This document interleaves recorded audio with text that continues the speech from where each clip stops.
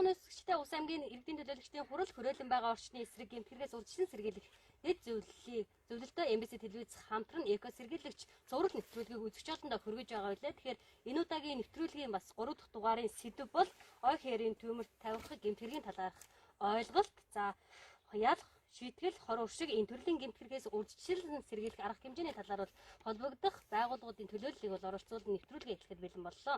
Энэ удаагийн эко сэргийлэгч нэвтрүүлгийн зочдоор Хилийн Тэг 245 дугаар ангийн Хилийн албаны тасгийн офицер дэслэгч Бархасбат, за мөн Ус аймаг дахь цагдаагийн газрын экологийн асуудлах хариуцсан эрүүгийн ахлах мөрдөгч цагдаагийн ахлах дэслэгч Чимэд Очир, мөн байгаль орчны аялал жуулчлалын газрын ойн асуудал хариуцсан мэрэгчлэн Гэрэл Цэцэг, аймгийн онцгой байдлын газрын Галт өврийн улсын хяналтын байцаагч ахлах дэслэгч Жанбек нар оролцож байна. Та бүхэнд энэ өдрийн мэндийг хүргэе. Энэ өдрийн мэнд хүргэе.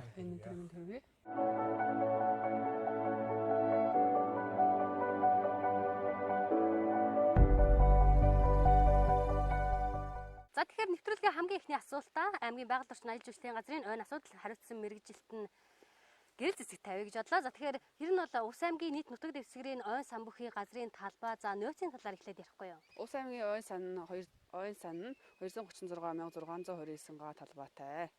Үүнээс нутаг дэвсгэрийн 3.4%-ийг эзэлдэг. Ойн нөөц нь болохоор 20,961,640 км ойн нөөцтэй. 2021 онд ойгоос мод бэлтгэх модны дээд хязгаар нь болохоор 20,456 м3 хэрэглээ түлээ бэлдэх зөвшөөрөл байгаа. Тэгэхээр ой хээрийн төмрийн эрсдэлтэй үе гэж байдаг шүү дээ, тийм ээ. Тэгэхээр хэдээс хэдэн сарыг бол эрсдэлтэй үе гэж явдаг юм бол энэ талаараа та яриул. Уурайшлтын үе буюу 3 сарын 20-наас 6 сарын 10 нь 9 сарын 20-наас 11 сарын 10 хүртэлх хугацаанд уурайшлтын үе гэж тооцогддог байгаа. Энэ үед ард иргэд та бүхэн мод бэлтгэх, байгалийн дагалт баялаг ашиглах, аялах зугаалах үедээ ил задгаа хог болон тамхины иш хаяхгүй зэрэг санаатай болон санамсаргүй байдлаар гал алдахаас урьдчилан сэргийлэх иргэнийхээ эрх үүргийг ухамсарлах хэрэгтэй байна. За дараагийн асуултаар аймгийн цагдаагийн газрын экологийн асуудал хариуцсан эрүүгийн ахлах мөрдөгч, за мөн цагдаагийн ахлах дэслэгч Чимэд Очираас асууж бодлоо. Тэгэхээр ой хээрийн төмөрт тавих гэмтгэрийн талаарх ойлголт, за мөн түүнд хүлээлгэж буй эрүүгийн хууль хариуцлагын талаар та ярихгүй юу? За тэгэхээр Монгол Улсын эрүүгийн хуулийн 24 дугаар бүлэгт энэ хүрээлэн байгаа орчны эсрэг гэмтгэрийн талаарх ойлголтыг зааж өгсөн байдаг. За тэгэхээр энэ ой хээрийн төмөрт тавих гэмтгэрийг эрүүгийн хуулийн 24-ийн 7-гийн 7 дугаар бүлэгт ой хээрийн төмөрт тавих гэж зөвлөж өгөөд, за тэгэхээр 1-р хэсэгтэн болохоор гал шатамхаа зүйлтэй болгоомжгүй иргэн хуулийн этгээд харьцсны улмаас ой хээрийн төмөр гарч, за хүний биеийн хувьд хүнд хохирол учирсан, эсвэл хүний амнаас хохирсон их хэмжээний хохирол учирсан бол за 1 жилээс 5 жил хүртэлх хугацаагаар хорихоор шийдэх гэж ингээд зааж өгсөн байдаг. Мөн дүнчлэн 24-ийн 7-д нөхцөл байдлыг нь юу гэдэг тийм нөхцөл байдлыг нь харгалзан үзэж, за учруулсан хохирол нь хүний амнаас хохирсон ч байдаг юм уу? Эсвэл байгаль орчин, байгаль экологи болон ард иргэд хуулийн этгээд их хэмжээний хохирол учирсан байх юм бол бас хүндрүүлэх нөхцөл байдалгаар зааж өгсөн байдаг. За тэгэхээр энэ 24-ийн 7 дугаар зүйлийн 2 дахь хэсэгт бол ой хээрийн төмрийг санаатаа тавьсан. Санаатаа тавьсан тохиолдолд бол ерөнхийдөө 2-оос 8 жилийн хорхол онооно гэж заагаад өгсөн байна.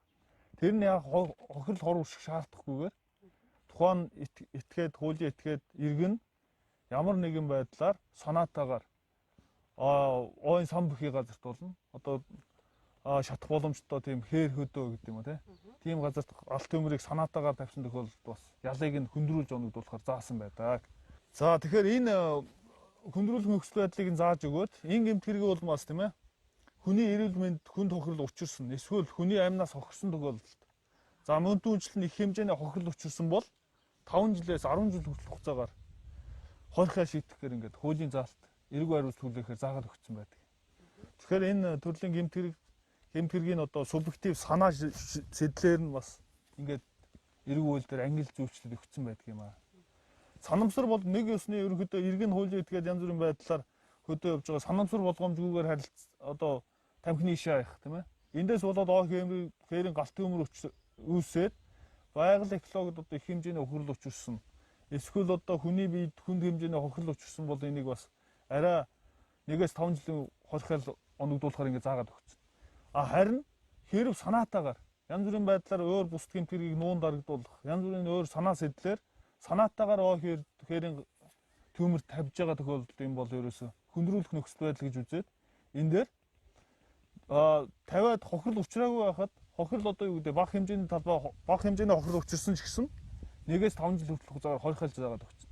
Хэрв санаатаагаар тавиад хүний биед хүнд хохирол учруулад бие махбод хүнд хохирол учруулад эсвэл хүний амнаас хохироод байгаль экологи бусдын нийт хөрөнгөд их хэмжээний хохирол учирсан бол одоо 5-аас 10 жилийн хорихол оногдуулахаар ингээд хүндрүүлээ заагаад өгсөн. Ийм залт байгаамаа.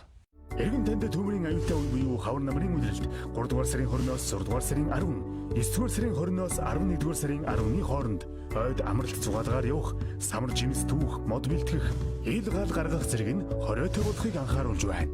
Ой хэрийн төмрөөс сэргийлье.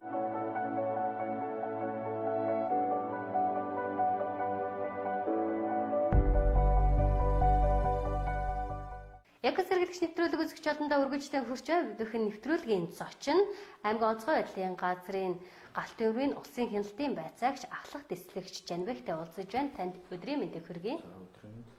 Тэгэхээр ер нь бол ой хэрийн төмөр гэж яг юу хэлээд байгаа юм бэ тийм ээ? Увс аймагтаас сүүлийн 10 жилийн хугацаанд ой хэрийн төмөр хэр их гарваа хичнээн га талбайд ой хэрийн төмөр гарсан бэ? Энэ талаараа та хэлээд мэдээлэл өгвөл. За нийтлэрэнд одоо ой хэрийн төмөр гэдэг нь болохоор хүний хараа хяналтаас гадар одоо байгальд тархан дэлгэж байгаа одоо тархан шатж байгаа галт төмрийг хэлдэг байгаа. За ой хэрийн галт төмрийг болохоор бас дотор нь 3 ангилдаг. Одоо нэгдүгээр болохоор гадрын хамарсан галт төмөр. За энэ маань болохоор ихэнхдээ одоо энэ нь болохоор одоо хамгийн түрүүнд бөгөөд ой модны дээрээс нь залуу моднуудыг устгадаг тийм галт төмрийг хэлдэг. За хоёрдугаар нь болохоор газрын хөрсийн хамарсан галт төмөр гэж байгаа. За энэ муу болохоор ихэнхдээ цахилгаан цагснаас үүсдэг байгаа. За энэ муу болохоор одоо хөрсний ялдарсан хэсгээс доош одоо эрдэс баялагийг хамардаг одоо тийм галт төмрийг хэлдэг байгаа. За гуравдугаарт нь болохоор ой модны орой хэсгийг хамарсан галт төмөр гэж байгаа. Энэ нь болохоор модны одоо орой хэсэг муу болохоор маш хурдан шатдаг. За маш хурдан хугацаанд ой модыг одоо бүхэлдэн шатаадаг одоо ноцтой галт төмөр болохоор ой модны одоо орой хэсгийг хамарсан галт төмөр гэдэг юм аа.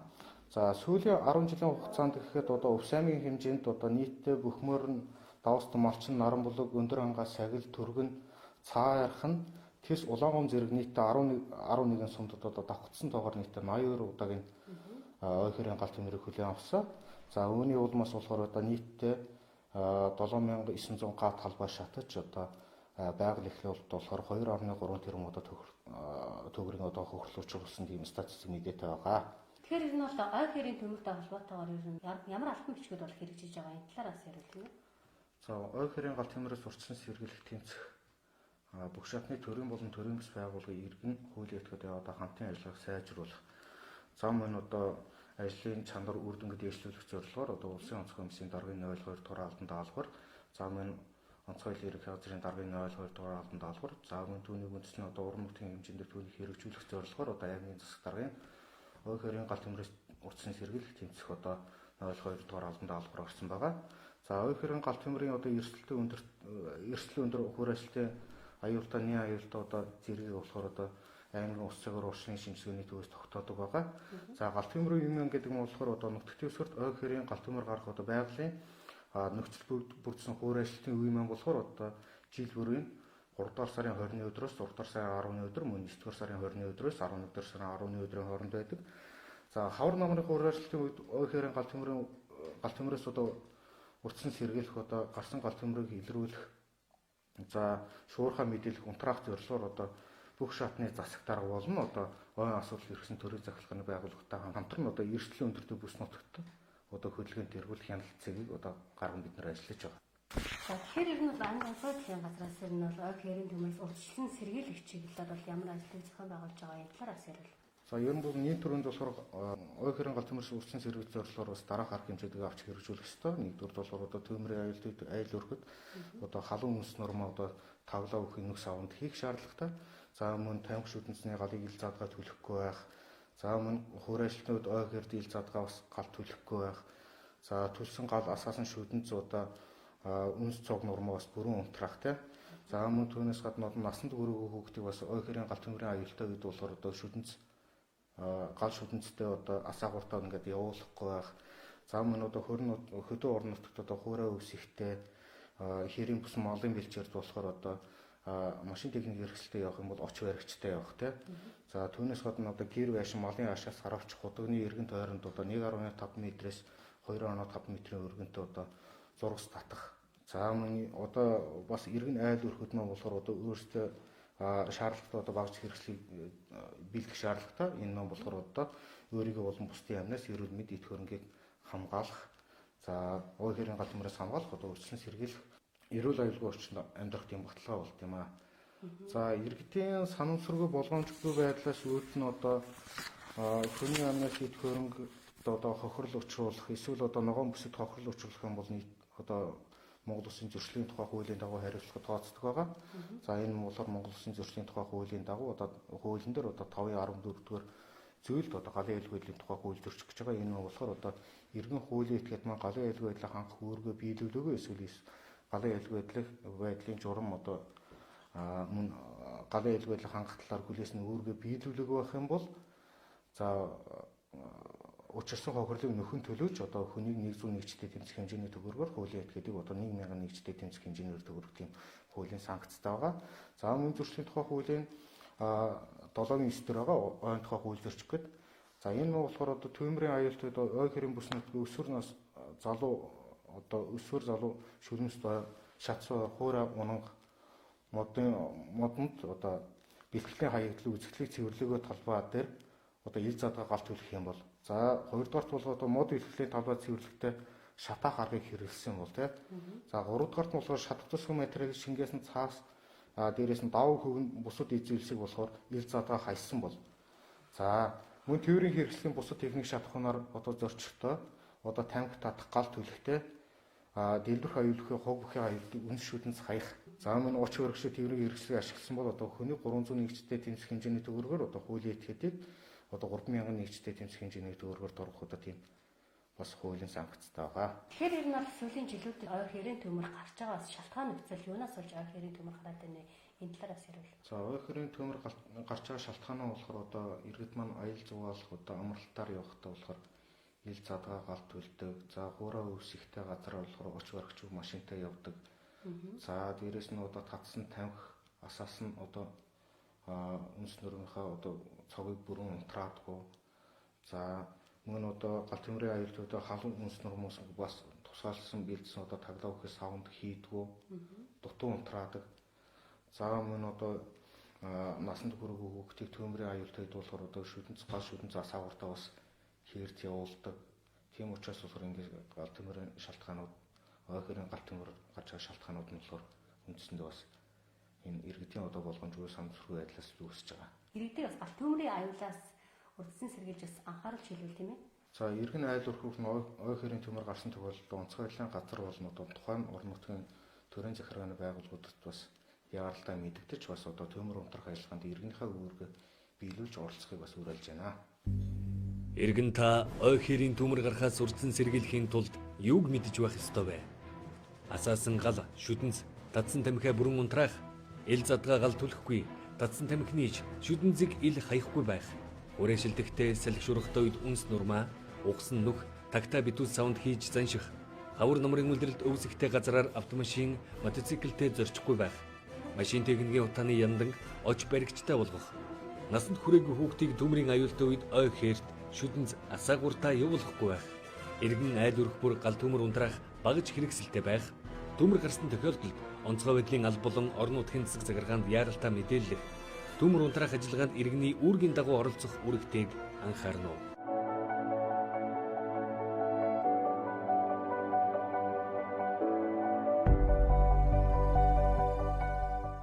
За баярлалаа. Дараагийн асуултаа Хилийн Тэг 245 дугаар ангийн Хилийн албаны тасгийн офицер дэслэгч Бахас эдэс асууя гэж бодлоо. За тэгэхээр ер нь бол Хилийн хэсэгт гарсан ой хэрийн галт төмрийн үед танай байгууллага ер нь ямар арга хэмжээ авч ажилладаг вэ? Энэ талаараа ярихгүй юу? Хилийн хэсэг буюу хил орчмын нутаг дэвсгэр Хилийн зурвас гэдэг нь улсын хилээс 15 км дотор гал төмөр гарсан тохиолдолд тухайн мэдээллийг хил хамгаалалт ерөнхий газар орон нутаг дахь онцгой байдлын газар гал унтраах анги сумдын засаг даргын тамгын газарт нэн даруй мэдэгдэж тухайн төмөр гарсан чиглэлд байрлах Хилийн салбарын 10 тонны бус томилгоод бүлэг галыг одоо ой хэрийн төмрийг нэн даруй унтраах арга хэмжээг авч хэрэгжүүлдэг. Үүнтэй холбогдуулан манай хөлийн салбарын тусгай орон тооны бус томилгоод бүлэг албан хаагчдыг галын аюулаас үргэлжлэн сэргийлэх гал гарсан үед ажиллах чадварыг эзэмшүүлэх зорилгоор батлагдсан төлөвлөгөөний дагуу дадлаг сургуулийг тогтмол зохион байгуулж хүнийг бүрийн үүргийг тодтогч өгдөг байгаа. Тэгэхээр энэ нь бол ойн болон хээрийн төмөр усын хил дээр гарсан тохиолдолд танай байгууллага нь ямар арга хэмжээ авдаг юм бэ тийм ээ? Усын хил давж магадгүй орж ирсэн тохиолдолд гал төмөр орж ирсэн тохиолдолд ямар арга хэмжээ авч ажилтдаг юм бэ? Энэ талаар ярихгүй юу? За ой хээрийн төмөр улсын хил дээр гарсан тохиолдолд манай байгууллага нэн төрөнд тухайн ой хээрийн гал төмрийг улсын хил давуулан тархахгүй байх бүх төрлийн арга хэмжээг авч хэрэгжүүлдэг. Хэрэв улсын хилд ойртсон тохиолдолд улсын хил буюу хөлийн шугамд ойртсон тохиолдолд энэ тухайхан эрх бүхий байгууллагууд нэн даруй бие биедээ мэдэгдэж хамтран гал төмрийг унтраах ажиллагааг авч хэрэгжүүлдэг.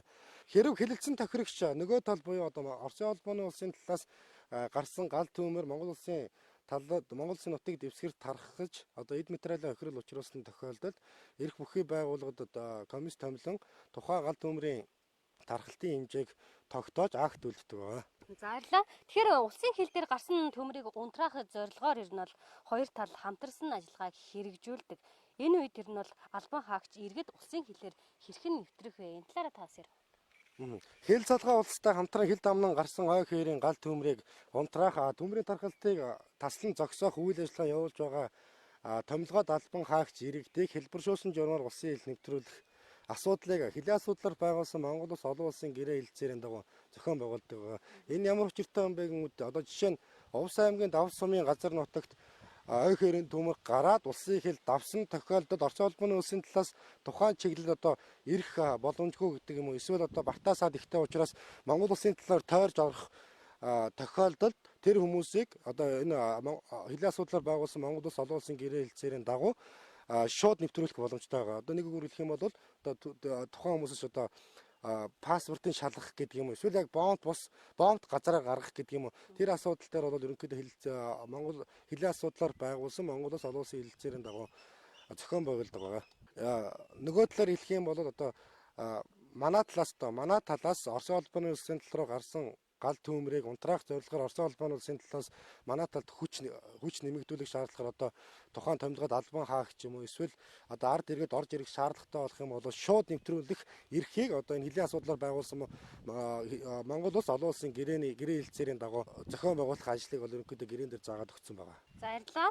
За тэгэхээр сүүлийн асуултаа би дунд нь тавьчих. Тэгэхээр улсын хэмжээнд бол ой хээрийн төмрөөс урьдчилан сэргийлэх чиглэлээр бол ямар ажиллаар хэмжээг бол зохион байгуулж байгаа талаар төвлөрсөн ярил тийм ээ.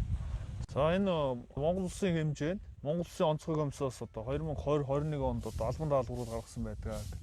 За тэгэхээр сүүлд 2021 оны 3 сард одоо ой хээрийн төмрөөс урьдчилан сэргийлэх чиглэлээр ноож 2 доод албан даалгаврыг гаргасан байна. Энэ албан даалгаврын хүрээнд бол төрийн болон төрийн бус байгууллага, ер нь төрийн байгууллагууд, тусгай чиглэл үүргийн байгууллагуудын үүрэг оролцоог зааж өгсөн байдаг юм аа.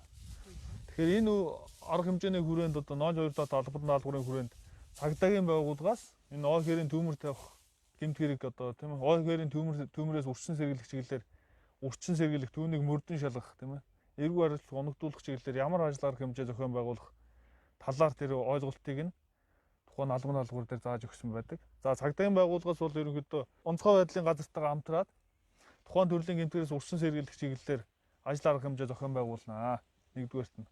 Хоёрдугаарт нь онцгой байдлын газар онцгой байдлын газрын эрх бүхий албан тушаалт нь хуур ажлын зэргийг тогтоож тийм ээ. За тухайн бүс нутгийн одоо өндөр хуур ажлын зэрэгтэй байна. Ой хээрийн төмөр гарч болзошгүй нөхцөл байдал тогтоогч байна гэсэн тохиолдолд цагдаагийн байгууллагаас тухайн бүс нутгийг хамгаалтанд авдаг юм аа. Тухайн бүс нутг руу нэвтрэх орох гарах хөдөлгөөний нэгээс нь хааж өгнө гэсэн үг. Мөн түүнчлэн ой хээрийн төмөр гарах шалтгаан нөхцөлийг тодорхойлно гэж. Тухайн ой хээрийн төмөр гарах шалтгаан нөхцөлийг нь онцгой байдлын газраас тогтоогоод гадны нөлөөтэй гэдэг юм аа. Гэмт хэргийн шинжтэй байна гэж үзвэл цагдаагийн байгууллага мөрдөн шалгаад тухайн гэмт хэргийг үйлдсэн этгээдэг олж тогтооно гэсэн үг. За мөн түүнчлэн одоо онцгой байдлын газар тусгай чиглэл үүргийн байгууллагуудаас одоо хүсэлт хийлгээсэн тийм ээ. Ой хээрийн төмөртэй тэмцэхэд одоо шаардлагатай тохиолдолд дэмжлэг үзүүлнэ гэдэг ингээд энэ албан даалгавар заагаад өгсөн байна.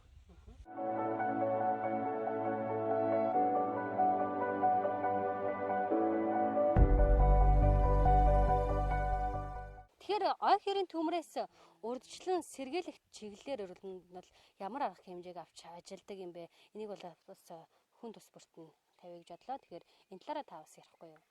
Манай байгууллага нь хавар намрын хуурайшилтын улирлын үед ой сангаас мод бэлтгэх дагал баялаг ашиглах хууль нэлтийн байгууллагатай хамтран ажилладаг байгаа. Ой хэрийн төмрөөс урьдчилан сэргийлэх тэмцэх чиглэлээр цумын засагт арга болон төрийн болон төрийн бус байгууллага аж ахуйн нэгж байгууллагатай хамтран ойн анги нөхөрлөл мэрэгжлийн байгууллагын үйл ажиллагаанд нь хяналт тавьж зохион байгуулдаг байгаа.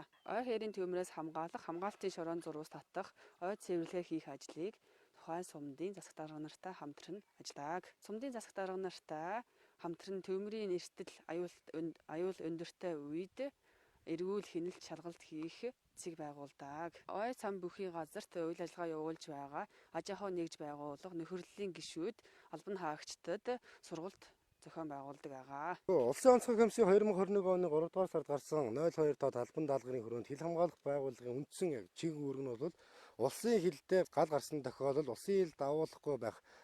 Эсвэл одоо хөрс залгаа улс буюу одоо манай хариуц хэсгээр ярих юм бол Оросын холбооны улсын талаас одоо улсын хил дээр гал гарсан тохиолдолд тэр гал төмрийг ой хэрийн гал төмрийг Монгол улсын тал руу давуулахгүй байх бүх төрлийн арга хэмжээг авч хэрэгжүүлдэг. Мөн дээрэс нь манай ангийн хүрээнд онцгой байдлын газартаа жил бүр хамтран ажиллах төлөвлөгөөний хүрээнд сургалт дадлагыг одоо хилийн салбарын бие бүрэлдэхүүн болон ангийн бие бүрэлдэхүүнтэй тогтмол зохион байгуулдаг.